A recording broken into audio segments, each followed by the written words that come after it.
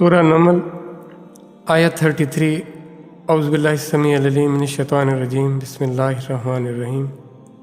क़ालू वो बोले, नहनु हम,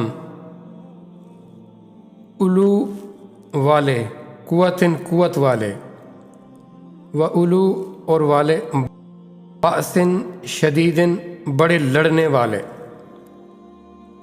वल अम्रु और फैसला हुक्म इलैकी आपके या तेरे अख्तियार में है। फंजुरी तू देख ले, माज़ा क्या तअमुरीन तुझे हुक्म करना है। उन्होंने कहा, हम ताकतवर भी हैं और ज़बरदस्त जंगी सलाहियत वाले भी हैं और फैसले का इख्तियार तो आप ही के पास है। नेक्स्ट आया देखें, आया 34। कालत वो बोली, इन्ना बेशक मुलूका बादशाह,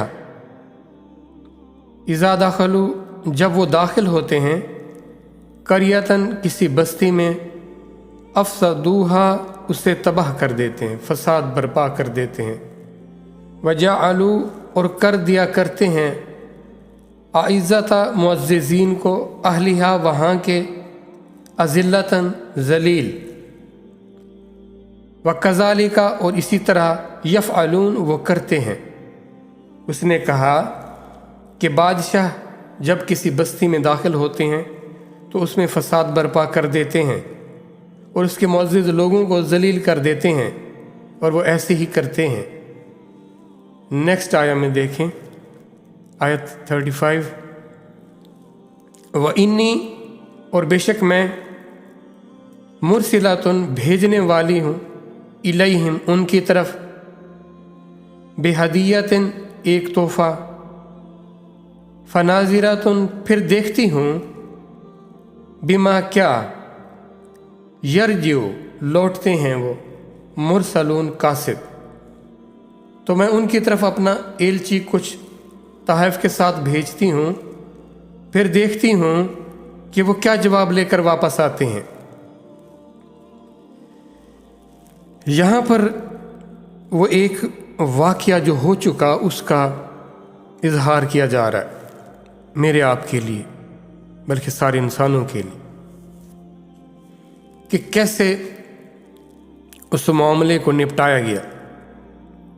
उसने अपने सरदारों को जमा किया, फिर उनसे राय लेने की कोशिश की।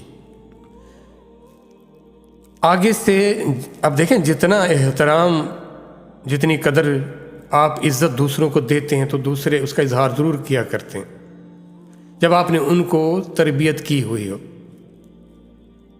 तो वो इजहार करते हैं, उसको हौसला देते हैं, उसकी हिम्मत बढ़ाते हैं कि हम कुव्वत वाले हैं और हमें लड़ने की सलाहियतें भी हमारे पास खूब हैं।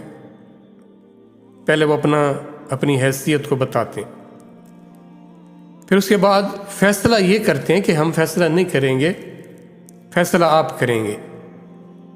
वो ये इजहार करते हैं कि अगर आप हमें हुक्म देती हैं कि हम उनसे लड़ें तो हम कुव्वत में भी खूब हैं और लड़ाई में भी खूब हैं। वो कोई उज़्र, वो कोई हीला, कोई बहाना नहीं करते। जबकि लड़ने की बारी आती है, जान देने की बारी आती है, तो अमूमन लोग पसो पेश बहाने और उज़्र करते हैं। तो उसके बाद वो क्या कहती हैं, वो ये कहती हैं, देखें वो उनका ख्याल कैसा है, उनका अपनी रियाया का कैसा ख्याल करती है। ये बिल अमूम था, अमूमन यही हुआ करता था कि जब हमला करने वाले हमला करते थे, जब वो किसी इलाके को फ़तह करने चाहते थे तो वहाँ की फिर इज़्ज़त, एहतराम, यहाँ की दौलत का वो कोई ख्याल नहीं रखा करते थे, वो खूब लूट मार किया करते थे। तो वो ये कहती है कि फिर कोई इज़्ज़त वाला नहीं रहेगा, फसाद, बिगाड़ और तबाही आएगी। तो वो ये नहीं चाह रही होती। तो वो उसके लिए क्या हल ढूंढती है, वो ये कहती है कि मैं उनके पास अपने एलची भेजती हूँ, वो कुछ तहाइफ लेकर जाएंगे, कुछ ज़ाहिर कीमती चीज़ें होंगी जो उनके पास लेकर जाएंगे। फिर उनसे उस अमल से पता लग जाएगा کہ وہ ان ایلچی کو کیا کہتے ہیں، ان کے ساتھ کیسا سلوک کرتے ہیں، یا ان کو کیا پیغام دیتے ہیں۔